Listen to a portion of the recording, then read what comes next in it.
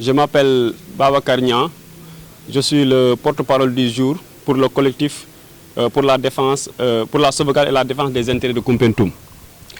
Alors, nous avons tenu aujourd'hui une rencontre pour discuter sur la date du 22 juin.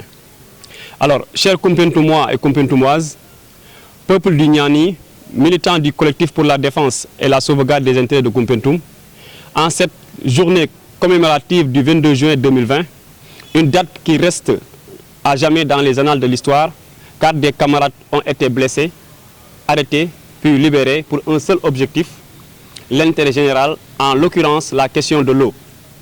Le 22 juillet 2020 constitue un déclic, le début d'une révolution pour le bien-être de notre localité qui nous a vu naître. Et nous ne pouvons ne pas être sensibles à ces problèmes. Nous attirons l'attention de tous les Sénégalais et du monde entier que nous sommes plus que jamais déterminés à éradiquer, pour ne pas dire atténuer, les souffrances de nos concitoyens.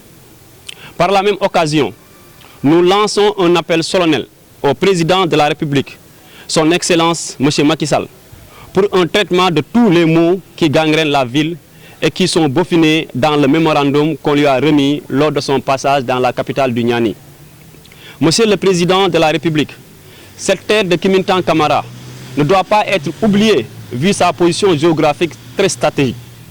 Koumpentoum, ville carrefour, en frontière avec la Gambie, le Djolof, le Saloum, manque de tout devant les yeux impuissants de nos autorités politiques qui ont fini de montrer leurs limites, en l'occurrence le premier magistrat de la ville, comprenez par là le maire. Cependant, nous vous rappelons deux points saillants de notre mémorandum qui sont plus que jamais, plus que urgents. Le problème de l'eau et les travaux du nouveau lycée qui sont aux arrêts depuis 2 ans. Nous sommes nés Koumpentoum, nous vivons Koumpentoum et nous mourons Koumpentoum. Ce combat que nous menons est une demande sociale, apolitique et citoyenne. Alors nous y sommes jusqu'à la dernière énergie, au nom du collectif pour la sauvegarde et la défense des intérêts de Koumpentoum. Le président était de passage à Koumpentoum lors de la tournée économique. Et quand il est venu à Koumpentoum, nous l'avons reçu avec des brassards rouges. Il nous a écoutés et il nous a demandé de bofiner un mémorandum qu'on doit lui remettre à son retour. Et quand il est revenu à Koumpentoum, on lui a remis le mémorandum. Peut-être on ne peut pas donner tous les points du mémorandum, mais dans ce mémorandum-là, on y trouve 2 points saillants, c'est-à-dire la question de l'eau. Et dans ce cas-là, on a un projet de 100 millions pour réfectionner le réseau de distribution de l'eau à Koumpentoum. Et M. Serigne Mbaye Thiam, avant même l'arrivée du ministre, on l'a rencontré. Et il nous a dit que le marché est lancé et les travaux vont commencer bientôt.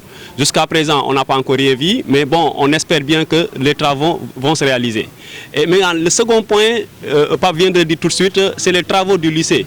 Aujourd'hui, le lycée Bouna Semounian ne peut plus contenir tous les élèves du département.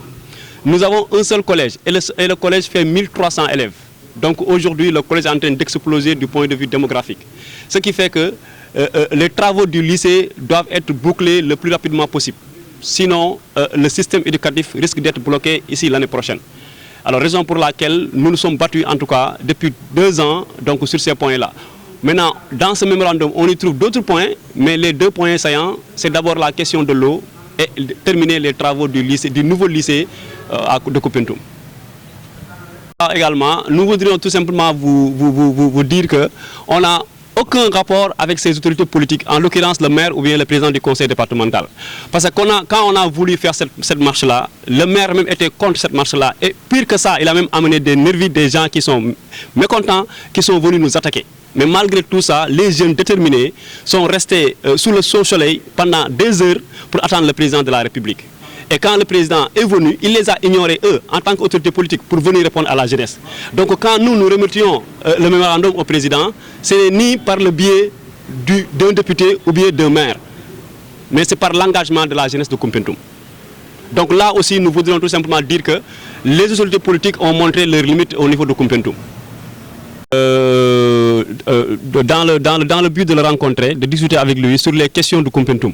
D'autant plus que nos autorités politiques ne sont pas capables, en tout cas, de régler les problèmes de Koumpentoum. En tout cas, nous aimerions rencontrer le président de la République, de discuter avec lui pour encore une fois lui parler de tout ce qui est problème à Koumpentoum, et ensemble on va essayer de les résoudre, parce que c'est ça notre seul objectif. Asalaamaaleykum, maa ngi tudd Pape Kane dëkk Koumpentoum, nekk membre du collectif pour la défense et la sauvegarde des intérêts de Koumpentoum.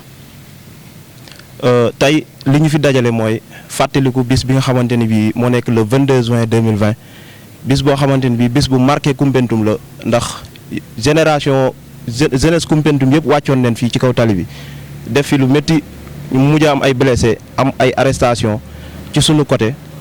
Donc mu nekk loo xamante ni mënuñ koo fàttee, moo waral tey ñu daje fii pour fàttaliku bis boobu, pour tegaale tamit suñu baaraam fu nga xamante ni bii mooy suñu soxla yi nga xam ne waxoon nañ ko monsieur le président Macky Sall, muy problème Koumpentoum, problème ndox, problème lycée ak yeneen yoo xam ne bindu nañ ko ci mémorandum bi jébbal ko monsieur son excellence monsieur Macky Sall.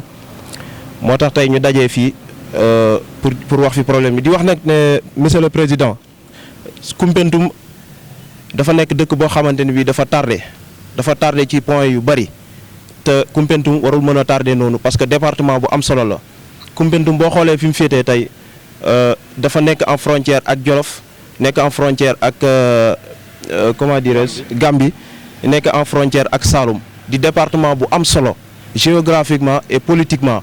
Donc Koumpentoum warul nekk département boo xamante ni bii bu ñuy fàtte la.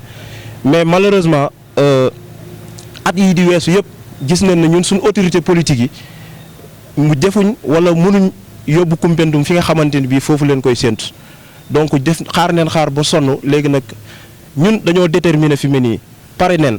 Donc di wax Sénégalais yëpp ak monde entier, àdduna bi yëpp di leen wax carrément que ñun pare neen pour def lépp loo xamante ni bii jaar aaju na ko pour Koumpentoum àgg fi nga xamante ni bii foofu la war a àgg. Merci beaucoup. bi mu fi romb jot neen wax ak moom, donc ba mu fi njëkk a romb jot neen ko wax sunu problème ndox bi nga xamante ne bii moom moo ñu gën a sonal fii ci Koumpentoum, ndax ku ne xam na ne ndox moom moo nekk li gën a am solo ci dundu nit. Donc mu proposé ni ñu ne ñu neen bind benn mémorandum bu fi buy wàññeeku ñu jox ko. Bind neen mémorandum bi, def neen ci point yi nga xamante ne bii moom leen gën a soxla ci Koumpentoum pour ñu régler ñu ko. te ñaar yi ñu ko ciy fàttali mooy ndox bi, parce que newoon na équipe yi nii ngi ñëw, bon dinañ commencer, mais jusqu'à présent bon ñun gisaguñ loo xamante ni bii lu concret la. Mais lycée bi aussi bëggoon nañ ko fàttaliwaale ci point yooyu noonu, parce que loo xamante ni bii 10 mois la waroon a def, te depuis 2 ans travaux yi dañoo taxaw, mënuñoo continuer. Donc dañuy fàttali président monsieur Macky Sall que ne Koumpentoum ba léegi mu ngi continuer de souffrir, malgré que bon gis nañ ne mu ngi jéem a def effort, mais mémorandum bi suñ sañoon ñu gën ci taxaw, ñu dimbale Koumpentoum ci seen problème yi ci dugal. bi bañ koy joxe ñun ñoo ko joxe loxo ak président, jaaruñ ci benn autorité, ndax ba mu fi romb dañoo taxaw wan ko sunu naxar, moom ci boppam moo taxaw ne bu bind leen mémorandum su ma ñëwaatee ngeen jox ma ko loxo ak loxo, jaarul ci benn autorité locale. li mu wax sànq rek moom laay bëgg a ñëw waxaat bamtuwaat ko ci wolof. ñun bi ñuy organiser manifestation bi, du ma ne sax manifestation, dañuy dégg président de fi romb ñu ne dañuy taxaw takk sunu brassard rouge xaar président bu ñëwee ñu wan ko sunu naxar. Bon malheureusement suñ autorités yi compétents qu'elles sont comprendre wuñu woon lan mooy seen problème. Ñun du affaire politique la woon, mais juste pour wane benn message au président bi nga xamante ni bii président sénégalais yëpp la, ñi kontaan ak ñi mer ñëpp. Donc ba mu ñëwee ñoom indi neen ay nit pour ñu attaquer ñu, dóor ñu, damm suñuy brassard, mais dañoo déterminer rek taxaw ñu taxaw ci naaj bi lu yàgg.